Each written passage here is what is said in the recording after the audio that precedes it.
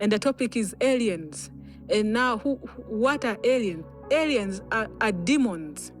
They are either embodied or disembodied demons. And what you've been seeing Hollywood showing us of a spaceship and these green beings, gray beings, pale beings coming out of the spaceship is just to fool you, because you know what the enemy does. He plays with our subconscious mind. When he does that, he programs us unknowingly. What they are trying to do is to create a conducive environment for demons to coexist with human beings. So they'll keep showing it to you in movies, and you keep laughing about it, thinking that it is just entertainment, not knowing that actually these beings exist. And when they talk about the alien invasion, they lie to you that they are not with us, that they are planning to come, yet they are right here with us. They are in Africa, they are in Asia, and they are in Europe. Personally speaking, from an experience where I had an encounter with one of them, his name was Cleo. And Cleo was very good with computer. He was very good with chemistry, physics, and they oppose gravity. They do things that are like... What does it mean to oppose gravity? Let's say he can ascend, yet gravity says with the body you cannot just ascend. He can fly. He can fly, yes. Without an airplane. Yes, he can lift things without touching them. He can write on computer without typing. They do things. They have supernatural power. So this being called Cleo was working with some big telecom companies. Wait a minute. Where did you meet him, and how Yes, what were the circumstances? That's where I'm going. Yeah. So I met him after my baptism, my satanic baptism, through my grandmother, who was a high-level sorcerer. And my grandmother took me to a ceremony where they were congratulating all the people that have entered into the occult. That was the satanic baptism that we spoke about in the documentary in the previous. 5. Yes.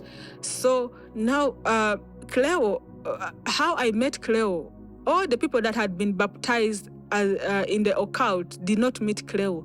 But I met Cleo because my grandmother wanted me to work with some companies and make money from when I was young. I was taken to one room, and in that room, my grandmother, on our way, my grandmother started now briefing me. My grandmother said, I want you to meet somebody, but this person that you're going to meet is not like the people you met the other side. Yes. The other people you met the other side are like us.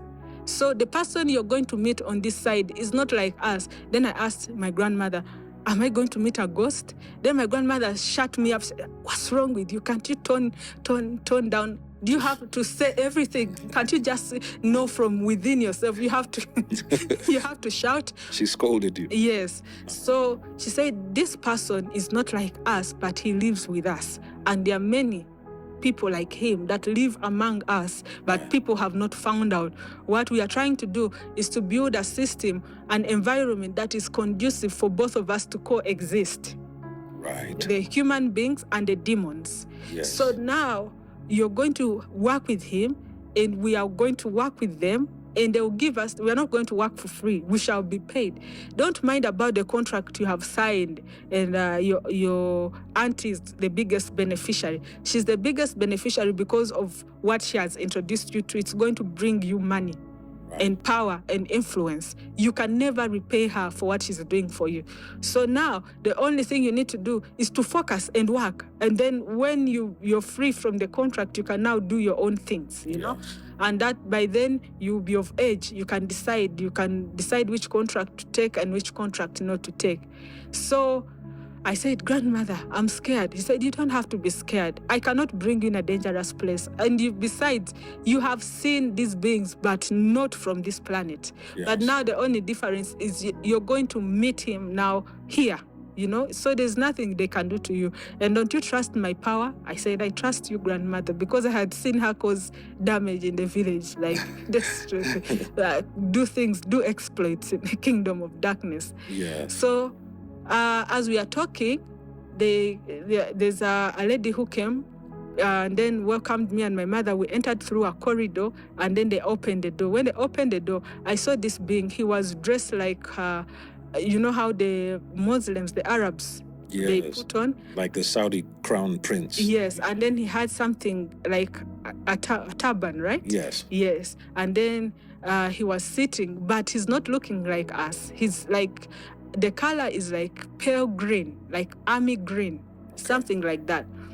Yeah, so in the process of, looking at this person, I'm wondering, I had the door shut. Now, when the door was shut, my grandmother had sold me. She did not enter with me, but they just shut the door on me. So, you thought she was going to come in with you? With me, yes. That's how the enemy functions. They have no friend, everybody on their own, and God for us all. Right. So I knelt down, because in our culture, kneeling down is a sign of respect. Yeah. When you're greeting somebody that is older than you, or your husband, just as my husband does not like those things of kneeling, but in our culture, you kneel. So I knelt down just to show respect, because I didn't know now what to do. And I was crying. And he said, the voice which this being was using was like a computerized voice.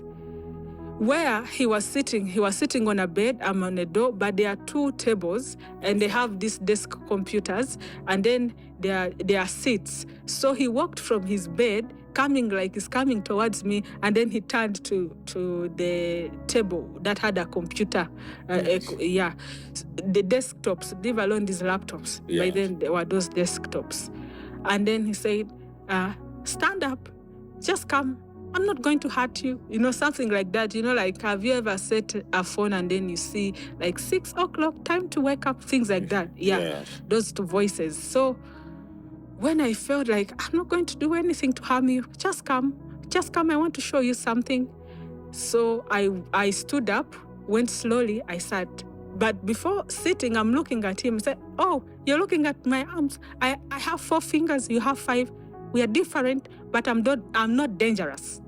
Right. So it's like he was reading my mind, trying to see everything I look at. Oh, your skin is different from mine, because I can survive in the waters and the space, but you can't. And I can also survive here. But my friends or my siblings cannot survive here like me, Sam. So everything I was looking at, he would provide an answer. The other thing I realized is he would stretch, stand and then bend, he was boneless almost, very flexible. Right. And then he would not gravity would not work on him. He would oppose gravity. So he said, what does his face look like? The sunken eyes, the ears they are cut off. They are very small compared to the body. A head that is bigger than the size of the body. Yeah. A big head. Yes, that's bigger than the size of the body. The eyes. The eyes are a bit sunken, they are not like ours. Like ours are out, theirs are a bit inside. Inside but round. His head. Okay. Yes, yeah. So big. Yes. So now, that's now when he starts training me. He says, now I'm your guiding spirit. You see, the people in the other kingdom, he never told me what kingdom, but he said the people... He used the word kingdom. Yes. The people in the other kingdom have a spirit that enables them to grow. Right. Now you need me to enable you to grow, and you will grow in knowledge. Your energy will grow.